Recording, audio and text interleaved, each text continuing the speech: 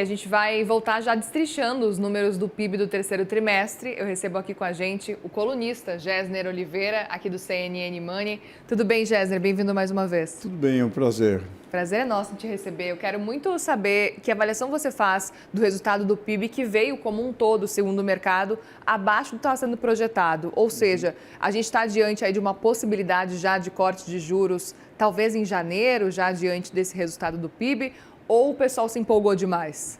Acho que se empolgou demais. Eu acho que nós vimos algumas coisas importantes, Muriel. Nós vimos, primeiro, um pouquinho abaixo daquilo que o mercado esperava. Não é uma grande surpresa, houve uma desaceleração. Se a gente pegar consumo de famílias, realmente vem desacelerando sistematicamente. Ainda tem um espaço, mas vem desacelerando.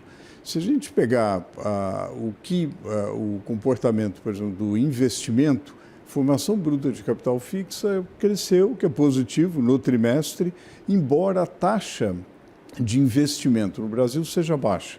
Ela está 17,3%, uma taxa pelo menos 4 a 5 pontos percentuais abaixo daquilo que seria desejável por um crescimento sustentado.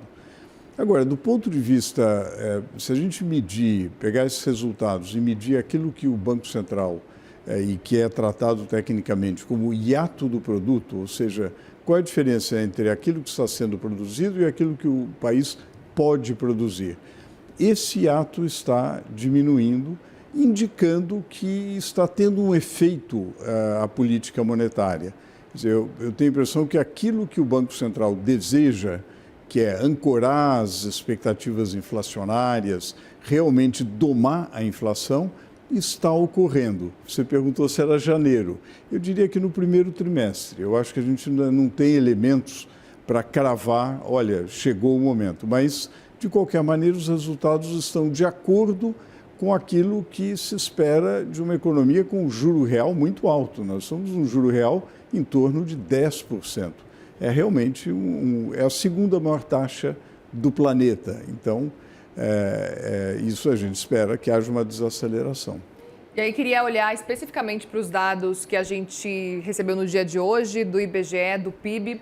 A gente teve alguns pontos interessantes, inclusive revisões do primeiro e do segundo trimestre. O PIB do primeiro trimestre foi de 2,9 para 3,1, do segundo passou de 2,2 para 2,4, e aí a gente teve esse PIB de agora, que veio um pouquinho abaixo, né? O quanto que essa revisão que aconteceu nos outros trimestres, o quanto que isso pode preocupar para talvez acontecer uma nova revisão agora nesse terceiro também?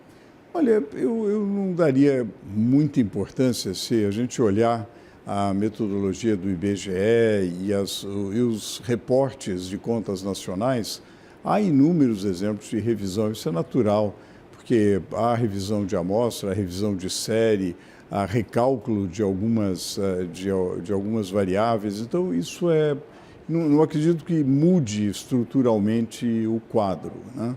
Uma coisa interessante, Muriel, é o mercado de trabalho. A gente está com uma economia que apresenta alguns aspectos interessantes. De um lado, a gente comentou, desaceleração do consumo das famílias, juro muito alto, mas o mercado de trabalho ainda muito aquecido. Se a gente pega a taxa de desemprego no seu mínimo de 5,4%, segundo o mesmo IBGE.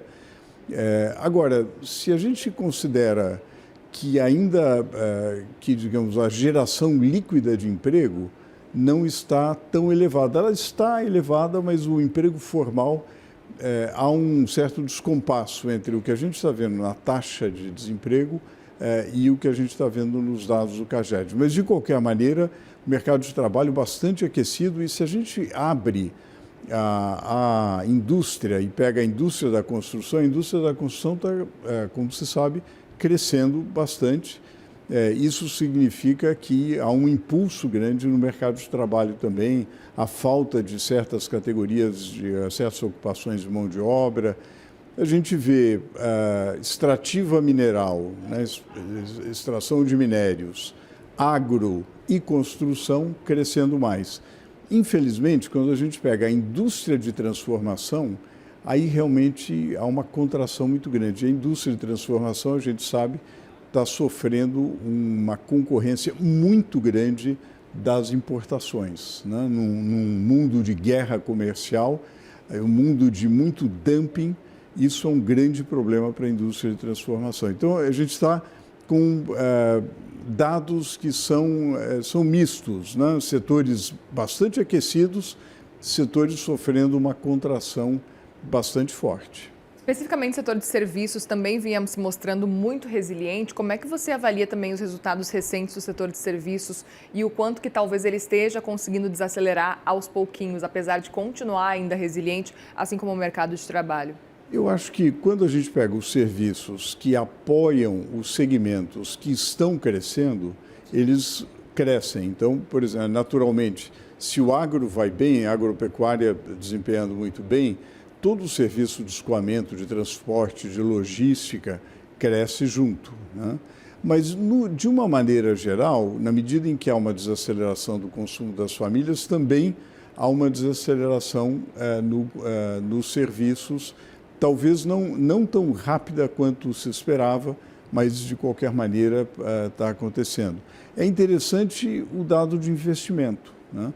E isso bate com um dado interessante que foi divulgado a questão de dias atrás, da Abdib, os investimentos em infraestrutura, que estão no recorde, Muriel. A verdade é essa, a gente está com uma taxa real de juros de 10% e um recorde de investimento em infraestrutura e do investimento privado, que é bastante positivo, de certa forma surpreendente, mas bastante positivo.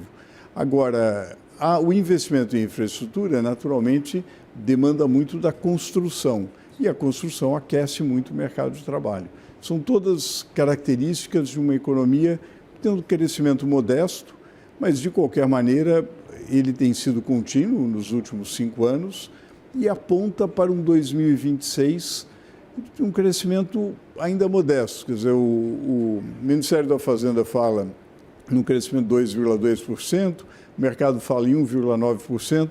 Nós, da Gol Associados, na nossa projeção, no nosso modelo, temos algo no meio do caminho, algo de um pouco superior a 2%, 2,1%. 2,1% para 2026, então. Para 2026. Quer dizer, a gente tem um carry-over muito pequeno de 2025 para 2026, mas essas tendências que nós comentamos no consumo das famílias, no gasto de governo, ano eleitoral, o gasto de governo, infelizmente, vai ser mais pressionado, garante um crescimento mínimo.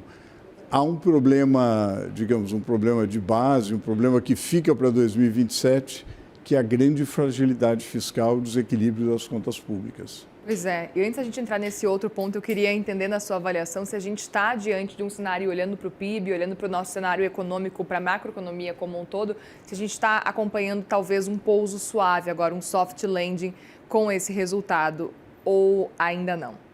Olha, eu acredito que a gente não pode dizer que é um pouso suave, porque há desequilíbrios estruturais que podem causar problemas muito sérios à frente. Refiro-me ao desequilíbrio fiscal que tem provocado um endividamento crescente do setor público. Então, isso é um problema e que terá que ser resolvido mais cedo ou mais tarde. Provavelmente terá que ser resolvido em 2027. Então, não dá para dizer que é um pouso suave, porque a gente não vai pousar e os passageiros vão descer tranquilos, etc. Agora, de qualquer maneira, há uma característica positiva que nós tínhamos uma expectativa inflacionária muito acirrada até 2024. E isso foi domado. De fato, o Banco Central, com uma política de juros bastante rigorosa, conseguiu quebrar essas expectativas. Ainda não levou a taxa de inflação ao intervalo da meta, mas conseguiu quebrar essas expectativas. Agora, nós continuamos com um desequilíbrio sério. E é claro que a taxa de juros elevada também agrava o problema fiscal na medida em que a rolagem da dívida se torna mais cara. E é interessante porque a gente percebeu um mercado de trabalho, e não só o mercado de trabalho como a inflação, também a economia como um todo demorando para sentir os impactos de uma taxa de juros alta. E aí começou a se cogitar a possibilidade, no começo desse ano principalmente, de dominância fiscal. Eu queria entender se na sua avaliação, olhando agora nesse fim de ano, se a gente chegou perto de uma dominância fiscal ou nem isso, a gente passou longe dela. Eu acredito que, eu não diria longe dela, mas eu acredito que não havia, na verdade, elementos para dizer para afirmar uma dominância fiscal. Na verdade, havia expectativas inflacionárias muito elevadas, uma política monetária que, por uma série de razões do mercado brasileiro, ela não é tão potente quanto poderia ser, mas, de qualquer maneira, fez o seu trabalho, ou está fazendo o seu trabalho e está levando a taxa de inflação, administrando bem a taxa de inflação e levando para próximo ao limite superior da meta. Então, nesse sentido, eu acho que não havia razão para dizer, olha, perdemos completamente o controle, a política monetária deixou de funcionar, etc. Agora, existe um problema de fundo, que é o endividamento público crescente, que continua e não há evidências. A gente está vendo a aprovação da lei de diretrizes orçamentárias, etc. Não há evidências de que os problemas de fundo de desequilíbrio fiscal estão sendo devidamente tratados. Inclusive com alterações agora especificamente para a meta das estatais, que a gente viu que agora foram aprovadas na Câmara também. Quer dizer, você deu mais espaço para rombo das estatais, de um lado, ampliando a possibilidade de gasto e, por outro lado, também uma orientação diferente daquela que o TCU havia dito acerca do mínimo do arcabouço fiscal, né? Acerca de realmente você ter que contingenciar se você não respeita a meta que foi estabelecida no arcabouço fiscal, né? Muito bem, Gessner Oliveira, colunista do CNN Money. Esse é um assunto que a gente vai falar muito ainda, bastante. Com certeza. Obrigada mais uma vez pela conversa. Eu que agradeço. Uma boa noite.